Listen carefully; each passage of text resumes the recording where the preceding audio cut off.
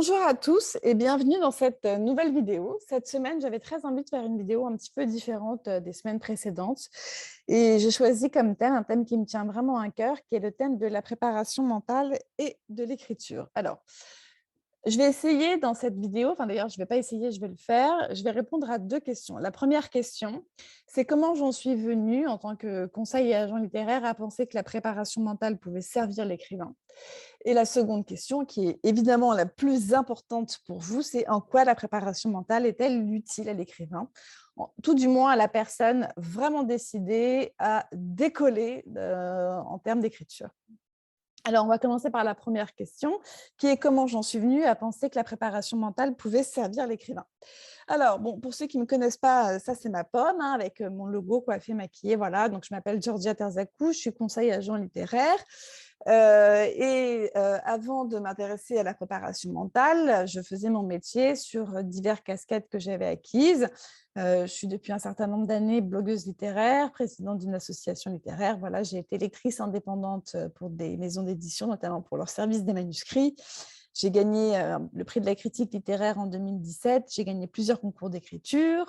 Je suis correctrice professionnelle certifiée, ce qui ne m'empêche pas de faire beaucoup de fautes quand j'écris moi. En revanche, je suis intraitable sur le texte des autres, mais les cordonniers sont toujours les plus mal chaussés, il paraît. Et puis, évidemment, je me suis formée à la maîtrise du contrat d'édition et je travaille avec une avocate pour ça. Donc, voilà, je n'étais pas sur ces questions de préparation mentale quand je me suis lancée en tant que conseil et agent littéraire. J'étais vraiment sur ce qu'on pourrait appeler la technicité de l'écriture et la technicité de la négociation de contrat. Et ça m'allait bien. Cela étant, je me rendais compte que je passais beaucoup de temps en tête-à-tête, en visio, au téléphone, avec les auteurs que j'accompagnais sur des sujets qui n'étaient pas relatifs à la technique de l'écriture, en tout cas pas que, mais notamment avec beaucoup d'autres questions que me posaient les auteurs, qui étaient du genre est-ce que tu crois que je peux en faire quelque chose de bien de ce livre? Est-ce que tu crois que j'ai véritablement un avenir dans l'écriture? Et est-ce que tu crois que ma discipline d'écriture est appropriée? Et j'arrive pas à ressentir du plaisir quand j'écris en ce moment. Pourquoi, d'après toi? J'ai tellement bien réussi le dernier livre, du coup, j'ai peur d'écrire le prochain. Oh là, je me suis vautrée sur les ventes du dernier livre, hein, du coup, je doute pour le suivant. Si ça se trouve, j'écris des heures pour rien, etc., etc. Bref, donc ça, c'était les questions que j'avais la plupart du temps avec les auteurs et on passait des heures et des heures à en parler. Alors, par rapport à ces réponses, qu'est-ce que j'ai fait? Eh ben, à ces questions, je me suis tournée d'abord de mon héritage familial et donc vers le sport. Là, c'est le petit moment où je rends, ça dure 5 secondes, où je rends hommage à ma famille, hein. Mon grand-père, Henri Chipot, était le fondateur du PSG et mon arrière-grand-oncle, Émile Le Sieur, était un grand sportif, un grand rugbyman, un ami de Roland-Garros, et c'est lui qui a donné le nom du stade Roland-Garros au stade Roland-Garros. Donc, c'était des gens qui ont trouvé beaucoup de réponses dans leur vie dans le sport. Donc, je me suis tournée vers le sport que je pratiquais déjà. Et moi, en tant que sportive, je commençais à me confronter à des épreuves de plus en plus difficiles qui me demandaient de plus en plus de travail et de mental. Et j'en venais à poser les questions suivantes aux gens avec qui je m'entraînais ou à mon mari. Est-ce que tu crois que je peux en faire quelque chose de bien de cette épreuve? Tu crois que je peux progresser vraiment? Tu crois que ma discipline d'entraînement est appropriée? J'arrive pas, je ressens plus de plaisir en ce moment en pratiquant. Pourquoi? J'ai tellement bien réussi ma dernière course, j'ai peur d'en faire une autre qui annule mon succès. J'ai planté ma dernière épreuve, je doute pour la suivante. Oh, si ça se trouve, je m'entraîne des heures pour rien, etc., etc., etc. Alors évidemment, je pense que vous avez compris où je veux en venir, c'est-à-dire que je me suis rendu compte assez vite que toutes les questions que je me posais dans le sport, c'était toutes les questions que se posait n'importe qui quand il entamait un projet d'envergure. Et j'entends par projet d'envergure un projet qui fait battre votre cœur avec un enjeu fort, quelque chose que vous avez vraiment envie de réussir. Et on a tous les mêmes questions quand on se met sur des épreuves en fait, difficiles, qu'elles soient sportives, qu'elles soient professionnelles, qu'elles soient littéraires. En fait, finalement, les zones d'inquiétude, les zones de questionnement ne sont pas vraiment techniques, mais sont d'un autre ordre. Et donc, j'ai fait ce lien-là. Et du coup, je me suis dit, bah, il faut que je travaille cette histoire de préparation mentale. Alors, j'ai contacté cet homme-là. Vous voyez, j'aime bien cette photo parce qu'il a l'air tout doux avec une sorte de peluche sur les genoux. Et cet homme, c'est Raphaël Omat. Alors, qui est Raphaël Omat? Raphaël Omat, c'est un préparateur mental depuis 2012 qui accompagne des sportifs et des athlètes de haut niveau, hein, de très, très haut niveau. Lui d'ailleurs, il dit que ce n'est pas du tout un athlète de haut niveau. Il a quand même fait 2 Ironman. Mais bon, il dit que c'est rien du tout un Ironman, c'est vachement surcoté. Enfin bon, moi, je trouve ça impressionnant quand même d'avoir fait 2 Ironman dans une vie. Et puis voilà, bon, bah, c'est quelqu'un qui a fait STAPS, qui a fait un DEA sport et performance, un DU en préparation mentale. Il a créé un diplôme d'université sur la préparation mentale. Enfin bref, vous avez compris, c'est le vrai préparateur mental du sportif de haut niveau, quoi. Et donc, j'ai contacté Raphaël et je lui ai dit, ben, Raphaël, jusqu'à maintenant, je suis vachement sur les techniques d'écriture, mais je me rends compte que les auteurs ont des questions qui sont un peu les mêmes que celles que je vis dans le sport. Alors, je me dis qu'on pourrait intégrer la préparation mentale pour les écrivains. Qu'est-ce que tu en penses?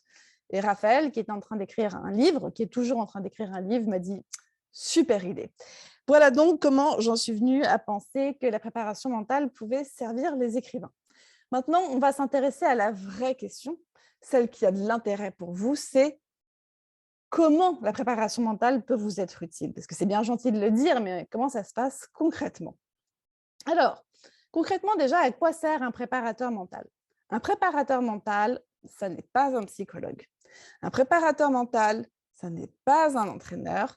Un préparateur mental, c'est la personne qui se tient à vos côtés pour soutenir votre objectif ambitieux, parce qu'on parle d'objectifs ambitieux, hein, pour les objectifs les mineurs, vous n'avez pas besoin d'un préparateur mental.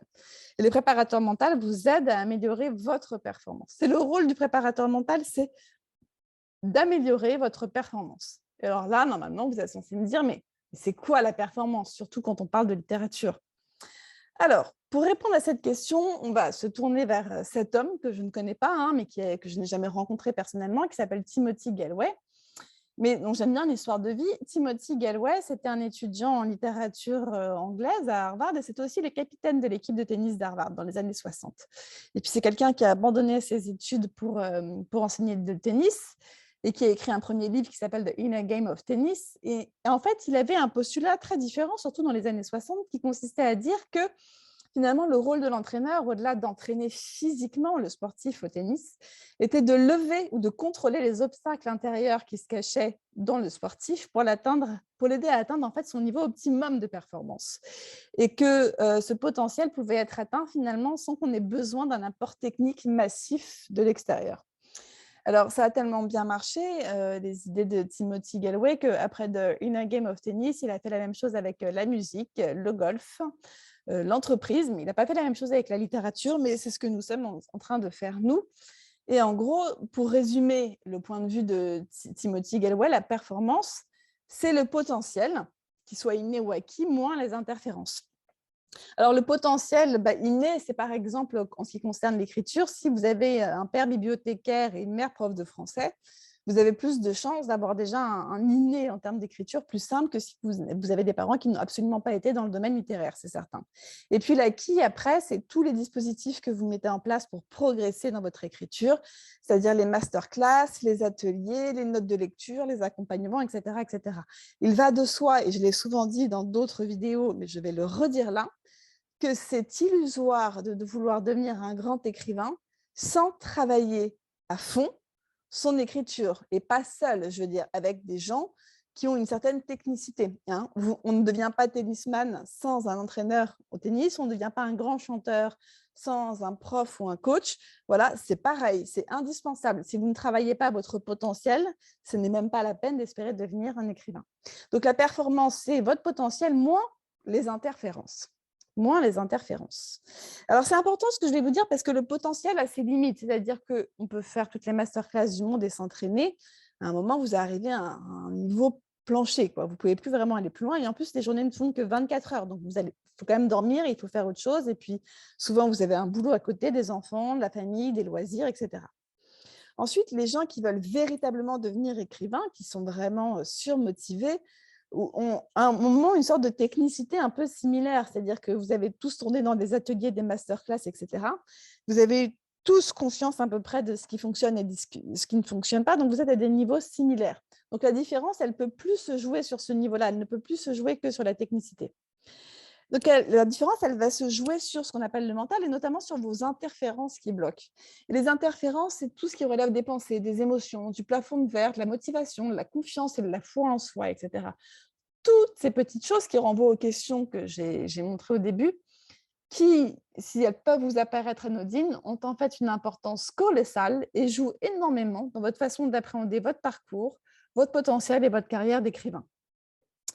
Et c'est ce travail sur les interférences qui incombe au préparateur mental. Et pour travailler sur ces interférences, le préparateur mental travaille sur les habiletés mentales de l'écrivain. On ne va pas ici décrire ce que sont les habiletés mentales, ce serait trop long, c'est une autre vidéo. Mais en gros, c'est ce travail-là qui, cumulé à votre potentiel, c'est-à-dire à votre technicité d'écriture, va vous permettre d'améliorer votre performance. Donc, en quoi la préparation mentale est utile à l'écrivain? Eh bien, elle est utile à l'écrivain parce qu'elle lui permet d'améliorer sa performance d'écriture en diminuant ses interférences mentales. Voilà, en gros. Alors, je vais mettre un warning important. Si vous avez un mentor littéraire n'est pas un préparateur mental. Un mentor littéraire, c'est l'équivalent d'un entraîneur qui est sur la technique d'écriture. Voilà. C'est quelqu'un qui va vous aider à travailler votre style, l'intrigue, les personnages, etc. Et c'est indispensable, hein, on est bien d'accord. Mais ça n'est pas un préparateur mental. Un préparateur mental, c'est une personne qui est certifiée de la préparation mentale. Alors, parfois, il y a des écrivains qui ont des préparateurs mentaux qui ne sont pas des mentors littéraires. Ils ont un mentor littéraire et un préparateur mental séparés.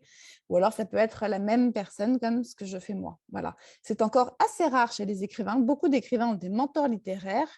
Peu d'écrivains ont misé sur la préparation mentale et je pense que c'est dommage, puisque la conclusion de cette vidéo, vous l'aurez compris, c'est que je suis convaincue que de travailler à la fois sur votre potentiel et sur vos interférences, c'est la meilleure façon pour décoller. Et pas décoller dans l'absolu, mais décoller pour aller là où vous avez envie d'aller. Voilà ce que je voulais vous dire dans cette vidéo et puis j'espère à très bientôt.